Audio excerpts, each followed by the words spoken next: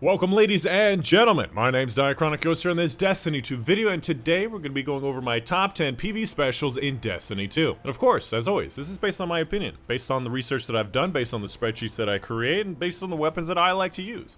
And as per usual, I have actually made a spreadsheet for this video, which can still be found at my Discord server, link in the description down below, on #SpreadsheetStocks. And obviously the more important part is that we have cute animals on screen near the beginning of the video for my way of saying thank you for watching this section. And truly thank you to the Patreons who actually make this possible. Without their help, the 10 to 20 hours a week it costs to actually make these spreadsheets would not be possible. If you want to see them continue, link in the description down below. And in case you're wondering, the main things that have changed this season when it comes to special weapons in PvE. First of all, breach grenade launchers are actually a smaller blast radius but more damage. The fusion rifles got a bunch of different changes to the different range. The different archetypes got different amounts of bolts per burst, where instead of every one of them doing 7 bolts, the high impacts do 5 bolts, the rapid fires have 9 bolts, and the rest still have 7, and a couple other different perks have changed as well. When it comes to the exotics, there were 3 of them that were affected. Firstly, Merciless did get a slight bit of change, however it seems to be slightly better. Jotun got very slightly changed. I don't even know why they did this. And then Bastion got a nerf, but also a buff, so overall did get buff as well. Overall, fusion rifles did pretty well this season and got a lot of great stuff. Without further ado, let's go ahead and get into it. As you can see on screen right now, this is my spreadsheet and all of its beautiful goodness, as well as all the information you can get from it. Different ritual quests, different exotic quests, where to get things, what DLC, the recommendations for legendary weapons, catalyst information for all the different weapons and variations of weapons that I consider for this video. And of course, on the right side, DPS testing, damage information, etc, for, again, all the weapons I consider for this video, keeping in mind I cannot consider every single weapon. And one really important thing to realize is this is not the end-all be-all. This is not the holy bible of Destiny 2. I'm one guy. I make tons of mistakes. I've found a bunch of mistakes. I'm sure there are more. So if something seems very off, please let me know in the comments down below why it's off and help me make a better spreadsheet. One big thing is, if you don't know, damage scales infinitely with power level. A 1300 power guardian and a 1340 power guardian against the same enemy, same weapon, no extra modifiers, will do different damage. Up in the first category today, we have the snipers, which are obviously known for having low full ammo damage, low DPS, high crit modifier, and obviously very long range, which makes them a very safe option for Grandmaster Nightfalls, especially when the artifact mod has snipers like it did last season. I personally still feel like snipers do need a slight bit more buff, maybe halfway in between where we had them in Shadowkeep. Just don't change the exotics. Really, the exotics like Izanagi's and Cloudstrike are the only problem when it comes to snipers. Which, if I do say so myself, Izanagi's Burden is still an insane burst option cannon of a weapon. Cloudstrike has some pretty impressive DPS, especially considering that it is a sniper rifle. And when it comes to the different legendary options, I personally like the 72 RPMs for their full ammo damage, as the DPS is not really that different across most of the snipers, and the rapid fires are somewhat difficult to control. With the 72s, you're used to pick from long range, and that's really what you want. Up next, let's talk about the trace rifles. Now, the trace rifles are a very unique set of weapons, each one of them doing something very special and very different, anywhere from the bottom of the barrel when it comes to DPS all the way to the very top with Aegir's Scepter. So there's a lot of great things, and that's just the damage. There's a lot of unique things as well. Aegir does a lot of stasis stuff. Cold Heart makes it so you do more damage as you shoot at the same target. Ruinous Effigy spawns those little balls to use like a sword or some bomb. You know, Wave Splitter does a lot of random damage. And Divinity, probably the best trace rifle, actually weakens the target and creates a very easy to hit crit bubble, which works well with things like Izanagi's that really needs a crit. Which is why Divinity is still going to be at number 7 in the top 10. It is so useful for hitting for crits, it's so useful for weakening targets, and it's also overload rounds, so it works incredibly well with Champion. On the other side of that, we also have Aegir's Scepter, a new weapon that came in this season, which I definitely think is a very powerful option. Not because of its damage though. Even though with the catalyst and that special bonus, you get some insanely high DPSs, you might end up getting more DPS if you just use your super, because that's what the catalyst does. It drains your super to use for the damage and for extra slow effects, which is, in my opinion,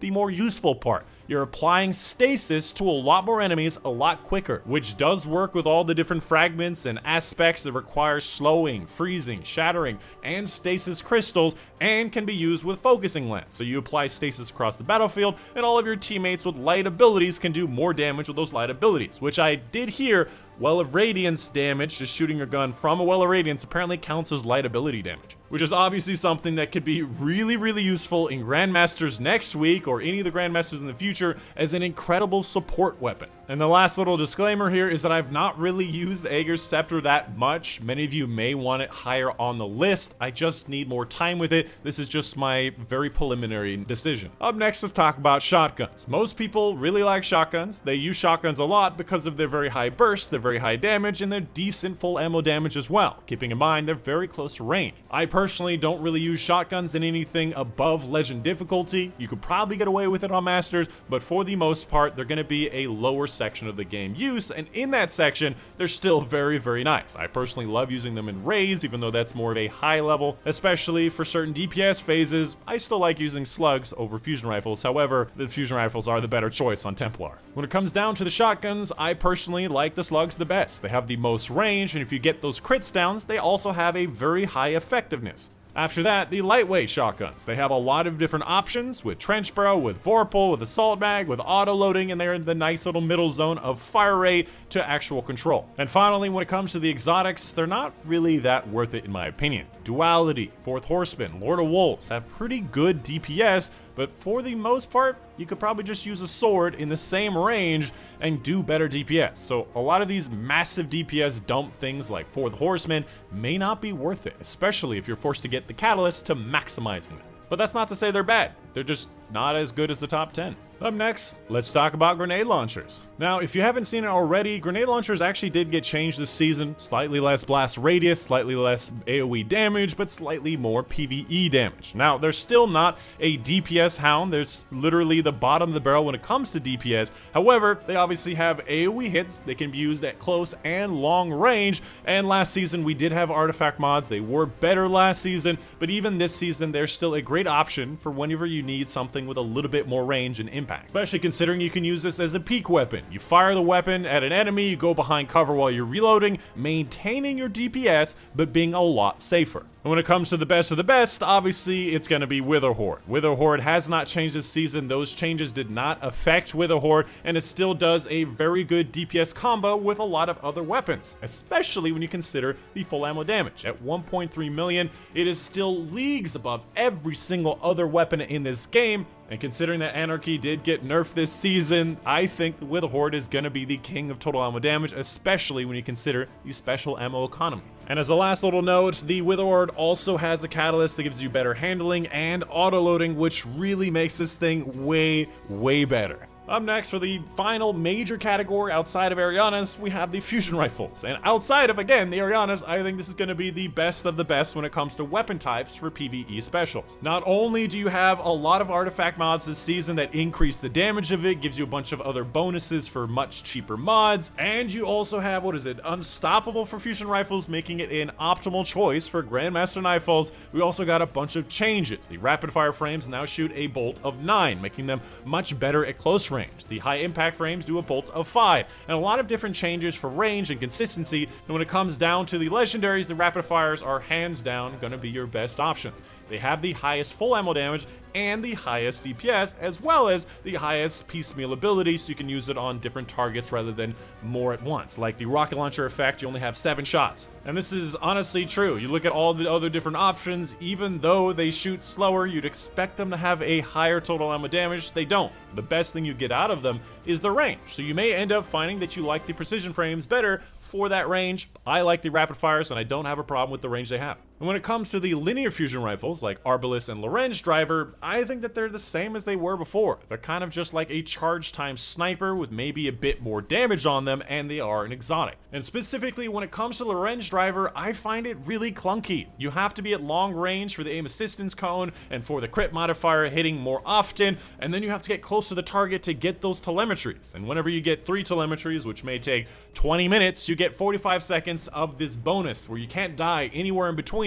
But again, you're forced to the target with a weapon that doesn't do well at close range. And even with the catalyst making it so you can get more of those explosions without doing precision damage, for the most part, the precision multiplier, you're gonna need to do precision damage anyways. So in my opinion, a very clunky weapon that was trying to do too many different things at once, and it doesn't really do any of them that well. And then there's the other things like Jotun and Telesto, which can be effective, especially with the artifact mods, depending on what you want to do. And I personally really like Jotun. Big impact, big burst, long range, auto tracking, and I would recommend it. And finally, at number 1, we have Ariana's Vow. If you've been watching my videos for a while, you know I have an absolute hard-on for this weapon. I do think that it is a little bit too powerful relative to its peers. I do not expect Bungie to nerf it, but I do think it's such an incredibly powerful weapon. I even claim that it's the best PvE weapon in the game. And this is again because it hits every single different checklist. Firstly, its total ammo damage is top 15 in the game.